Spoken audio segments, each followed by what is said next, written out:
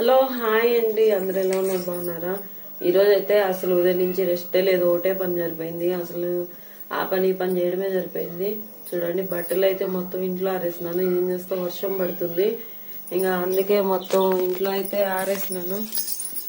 చూడండి, బట్టలు అయితే అన్ని ఇంట్లోనే ఆరేసినాయి. ఏం చేయాలి, ఇంకా వర్షం పడతా ఉంది. వర్షం తగ్గినట్టు కాదు, అటు వచ్చినట్టు కాదు.